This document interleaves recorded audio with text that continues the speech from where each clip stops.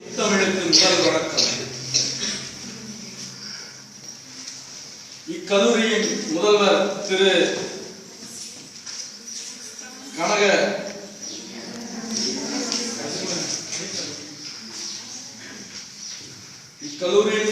திரு கனகராசு ஐயா அவர்களுக்கும், ஐயா திருஞானமூர்த்தி ஐயா அவர்களுக்கும், ஐயா திரு மோகன் அவர்களுக்கும் மற்றும் அனைத்து பேராசிரியர்கள் அனைவருக்கும், மாணவர்கள் அனைவருக்கும் முதற்கண் இனிய மாலை வணக்கத்தை பணிவுடன் தெரிவித்துக் கொள்கிறேன். தமிழன் என்ற ஒரு இனம் உண்டு, தனியே அவனுக்கு ஒரு குணம் உண்டு, அமிழ்தம் அவனது மொழியாகும், அன்பே அவனது வழியாகும் என்று தமிழின் சிறப்பை எடுத்து கூற ஆயிரம் எடுத்துக்காட்டுகள் இருக்கின்றன. ஐயா சொன்னது போல நான் காதலித்தெல்லாம் கவிஞனாகவில்லை. நான் காதலிப்பது கன்னி பெண்ணை அல்ல, கன்னி தமிழை.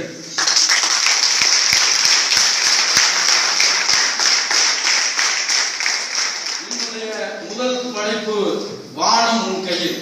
முழுக்க முழுக்க தன்னம்பிக்கை கவிதைகளில் நிறைந்து செறிந்து காணப்படுகிற ஒரு கவிதை. நான் சொன்னால் அது காக்கைக்கு தன் குஞ்சு பொன் குஞ்சு என்று போலாகும். வானம் உன் கையில் என்கிற அந்த எனது முதல் நூல் முழுக்க முழுக்க தன்னம்பிக்கை நிறைந்த கவிதைகள் உடையது. அதில் எண்ணற்ற எனது கருத்துக்களை தெரிவித்திருக்கிறேன். அதில் குறிப்பாக வாழ்வில் வெற்றி பெற்றால் அளவில் இருக்கக்கூடாது, தோல்வி பெற்றால் புலம்பல் இருக்கக்கூடாது. எனக்கு எதுவுமே தெரியாது, மோனை தெரியாது, நயம் தெரியாது, பட் தமிழ் எனக்கு பேச்சு என்பதெல்லாம் எனக்கு தெரியாது, பட் தமிழ் என்பது எனக்கு மூச்சு. சொல்லொன்று செயலொன்று என்று இருக்கக்கூடாது என்பதற்காகவே எனக்கு இரு குழந்தைகள். என்னுடைய மகளுக்கு பேர் கவின்மதி, அழகான நிலா என்று பெயர் வைத்துள்ளேன். எனது மகனுக்கு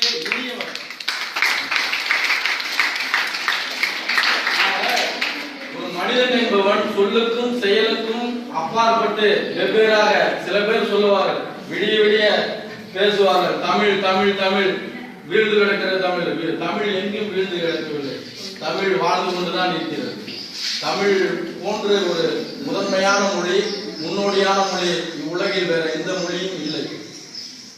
ஆகவே தமிழ் என்றால் அது சொல்வதற்கு ஏகப்பட்ட எடுத்துக்காட்டுகள் இருக்கிறது.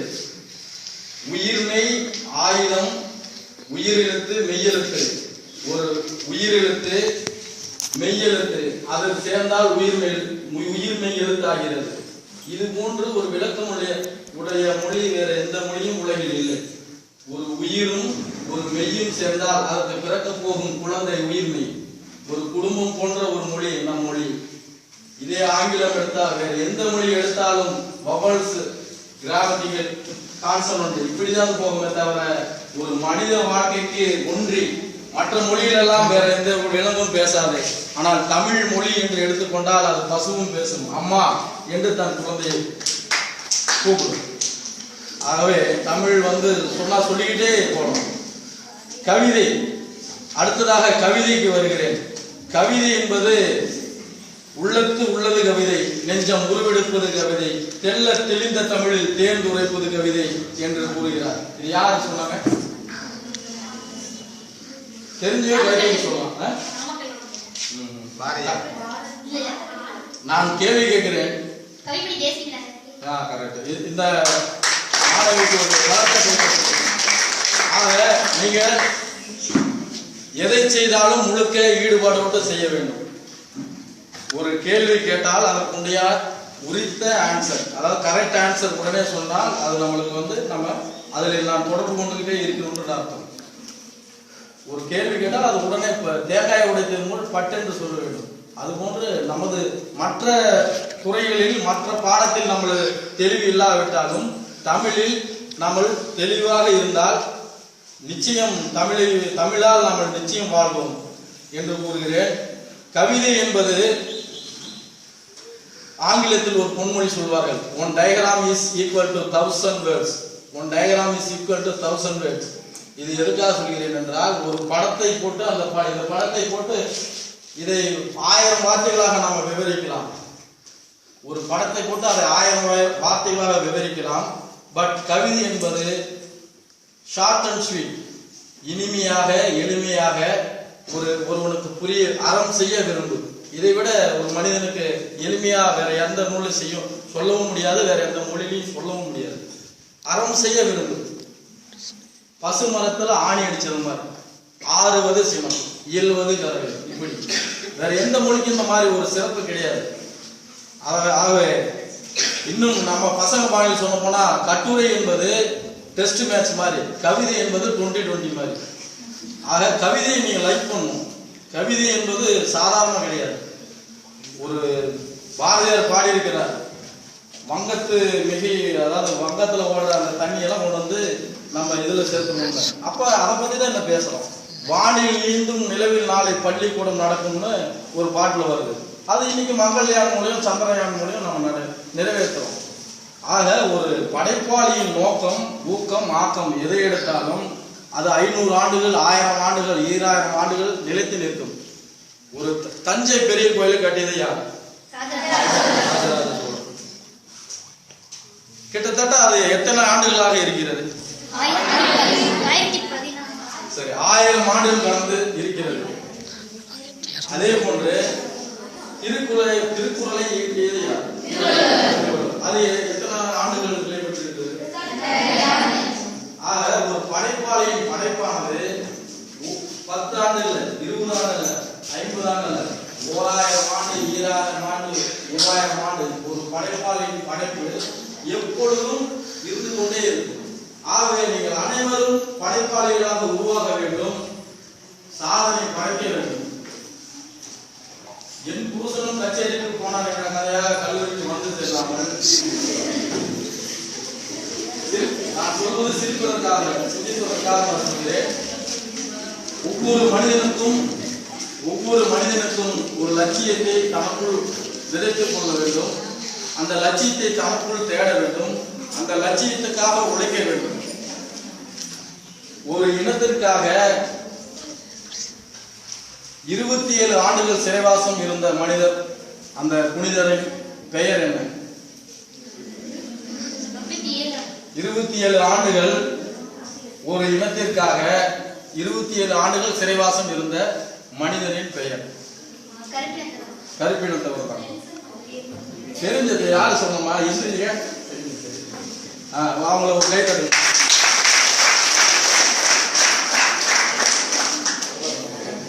ஆக நான் எதற்காக சொல்ல வரேன்னா, நமக்காக வாழ்ந்தா நம்ம 10 ஆண்டோ 20 ஆண்டோ 30 ஆண்டோ போயிடும். பிறருக்காக வாழும்போது நம்ம வரலாறு ஆகணும். பிறருக்காக நம்ம எதையாவது செய்யும் போது நம்ம வரலாறு ஆகணும். இப்ப நான் ஒரு மனிதனுடைய லட்சியம் வந்து நான் வீடு வாங்கணும், கார் வாங்கணும், 10 ஏக்கர் நிலம் வாங்கணும், அந்த மாதிரி இருக்கக்கூடாது.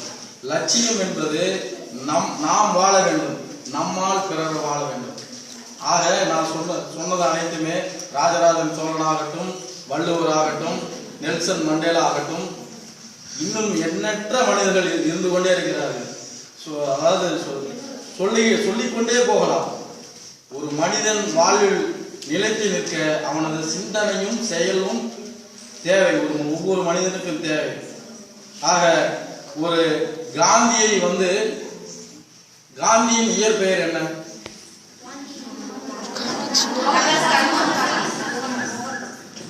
அவர் மோகன்தாஸ் கரம்சந்த் காந்தி என்பவர் மகாத்மாவாக மாற்றிய நாடகத்தின் பெயர் என்ன? அப்ப ஒரு படைப்பால ஒரு மனிதனையே மாற்ற முடியும் இல்லையா? இப்ப எல்லோரும் சொல்கிறார்கள், இது என்ன கவிதை, இது என்ன கட்டுரை, இது என்ன தமிழா, என்னமா படிக்கிறீங்கன்னு கேட்பாங்க சில பேர். நான் வந்துங்க BA தமிழா அப்படின்ற நிலைமை இன்னைக்கு இருக்குது தமிழ்நாட்டில். அப்படிலாம் இருக்கக்கூடாது. நீ எதை செஞ்சாலும் தனித்துவத்தோடு புதுமையோடு செய்தால் நீங்கள் நிலைத்து நிற்பீர்கள். இங்கு 9 பேர், கிட்டத்தட்ட 10 பேர் கவிதை வாசித்தீர்கள். அனைத்துமே அற்புதமாக, அழகாக, எளிமையாகவும் இனிமையாகவும். இதுதான் கவிதை, இதுதான் ஒரு படைப்பு. இப்படி நம்மளுடைய எண்ணத்தை வளர்த்து கொண்டால் நிச்சயம் சாதிக்கலாம். அதற்காக இப்ப ஒரு நாடகத்தால சாதாரண ஒரு மோகன்தாஸ் கரம்சந்த் காந்தி மகாத்மாவா மாறுறாரு. அது மாதிரி நான் இன்றைய நாள்ல இந்த பொழுதுல இங்க வந்து உங்களுக்கு முன்னாடி பேசுறேன்னா, இதுல வந்து நான் என்ன சொல்றேன்னெல்லாம் வேணாம். என்கிட்ட வந்து கரும்பு பார்த்து கரும்புல இருக்கிற சக்கையை எடுத்து விட்டுருங்க, சாரை எடுத்துக்கங்க. ஆக ஒரு சிறுவன் வந்து ஒரு மாடு மேய்ச்சிட்டு இருக்கிறான். ஒரு சிறுவன் ஒரு நாடகத்துக்காக எதுக்காக நான் இதை சொல்ல வரேன்னா, ஒரு எளிமையா ஒரு சின்ன கதையோட நான் தொடங்குறேன். ஒரு மாடு மேய்க்கும் சிறுவன் அவன் வழியாக ஒரு பெரியவர் மாட்டு வண்டியை ஓட்டிட்டு போறார். அப்ப போயிட்டு இருக்கும்போது அந்த சிறுவன் கிட்ட அந்த பெரியவர் கேட்கிறாரு, தம்பி நான் இங்கிருந்து நான் சிங்கம்புரி போகணும், எப்படி எவ்வளவு நேரத்துல நான் போகணும் அப்படின்னு கேட்கிறாரு. அதுக்கு அந்த சிறுவன் சொல்றான், நீங்க வேகமா போனீங்கன்னா 2 நாள் ஆகும், மெதுவா போனீங்கன்னா ஒரு 5 மணி நேரத்துல போயிடலாம். அதுக்கு அந்த பெரியவர் சொல்றாரு, ஏன்னா இவன் கிறுக்கு மாதிரி சொல்றான், வேகமா போனாதான் குயிக்கா ஒரு இடத்துக்கு போய் சேர முடியும், அப்ப மெதுவா போனா நேரமா போயிடலாம், வேகமா போனா 2 நாள் ஆகுன்றான். ஏயா நீ என்கிட்ட கிண்டல் பண்ற, ஒரு பெரியவன் என்கிட்ட வந்து நீ ஒரு எகத்தாளமா பேசுற அப்படின்ட்டு. ஐயா நான் எகத்தாளமெல்லாம் சொல்லல, இந்த வழியா நான் மாடு வச்சுட்டு டெய்லியும் எங்க வீடும் சிங்கப்பூர் தான் இருக்கு, நான் அங்கதான் போயிட்டு வரேன். இந்த வழியை பத்தி எனக்கு நல்லா தெரியும், அதனாலதான் சொன்னாங்க. அதே மாதிரி இந்த பையன் இப்படி எகத்தாளமா சொல்றான்ட்டு புரியாம அந்த பெரியவர் மாட்டு வண்டி வேகமா இவனா 2 நாள் ஆகும்ட்டான், நம்ம உடனே போகும்போது அந்த வழியானது மேடும் பள்ளம் குண்டும் குழியுமா இருந்து அந்த மாட்டு வண்டியோட அச்சு முறிஞ்சு அவர் சொன்ன மாதிரி அந்த பையன் சொன்ன மாதிரி 2 நாள் ஆகுது அந்த இடத்த அவர் ரீச் பண்றதுக்கு. ஆக ஒரு அனுபவம் மிக்க ஒருத்தன் சொன்னா அதை நம்ம ஏத்துக்கணும். சொல்றவன் சின்னவனா பெரியவனா அந்த மாதிரிலாம் இல்லை, சொல்ற கருத்து என்ன. நம்ம கரும்பு சக்கை விட்டுறோம், சாரை மட்டும் எடுத்துக்கிறோம். அதுக்காக நான் சொல்ல வரேன். இன்னும் சொல்ல போனா ஒரு காயை வந்து தானா பழுத்தா வந்து சுவையா இருக்குமா, இல்ல புகை போட்டு பழுத்தா நல்லா இருக்குமா? அது மாதிரி நீங்க தானா நம்ம என்னதான் பேசினாலும், என்னதான் நுண்ணிய நூல் பல கற்பினும் தன் மெய்யறிவே மிகுங்கிறாரு வள்ளுவர். நீங்க என்னதான் படிச்சாலும், என்னதான் கேட்டாலும், என்னதான் பண்ணாலும் நுண்ணிய நூல் பல கற்பினும் இறுதியா எது மிகும், தன் மெய்யறிவே மிகுங்கிறார் வள்ளுவர். ஆக நாம வந்து எது நம்ம வாழ்க்கையில தேவையோ, தமிழ் சாதாரண மொழி கிடையாது. நான் இவ்வளவு சொல்லிட்டேன். தமிழ் சொன்னீங்கன்னா ஐநா சபையில முகப்புரையில ஒரு வாசகம் எழுதியிருக்கிறாங்க. அது என்ன வாசகம் தெரியுங்களா? அது யார் எழுதுனா? அந்த மாதிரி.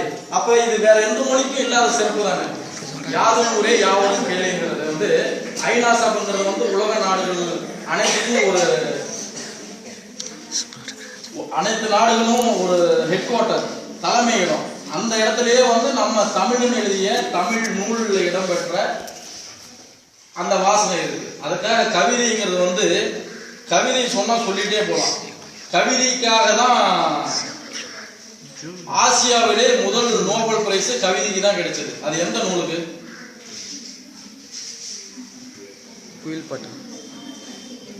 ஆசியாவில் முதல் நோபல் பரிசு பெற்ற இந்தியர் யார்?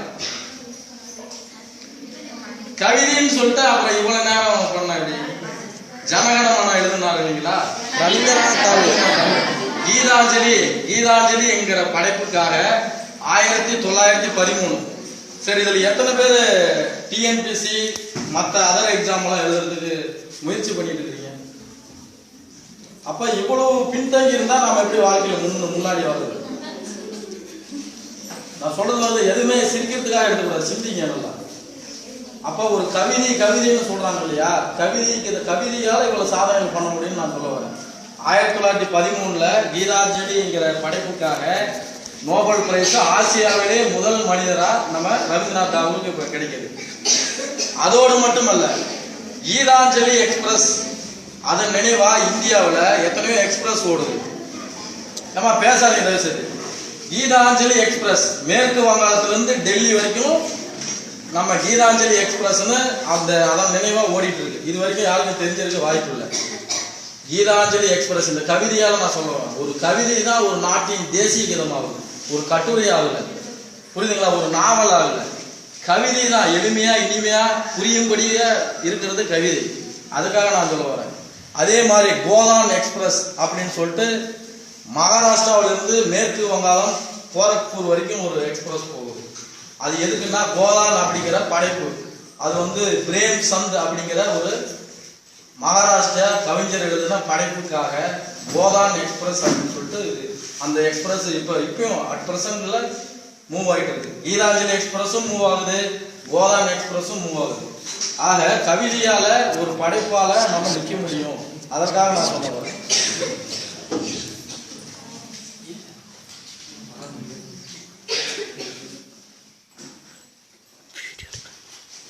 மின்சார விளக்கை கண்டுபிடித்தவர் யாருங்க?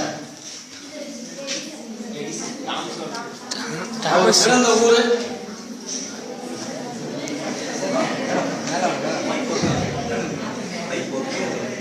நம்ம தெரிஞ்சுக்க சொல்லுங்க.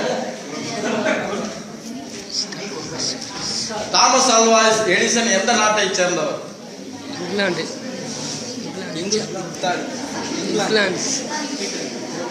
நீங்க டிஎன்பிசி எல்லாம் ப்ரிப்பேர் பண்றீங்க இல்லையா? நீங்க நல்லா ப்ரிப்பேர் பண்ணணும். எதையுமே மேலோட்டமா இருக்கக்கூடாது. ஆழ்ந்து சிந்திக்கணும், ஆய்ந்து படிக்கணும், அறிவார்ந்தமா அறிவுபூர்வமா செய்யணும். எதுக்காக நான் சொல்ல வரேன்னா, அவர் அமெரிக்கால 1847 பிப்ரவரி 11 பிறகுறாரு.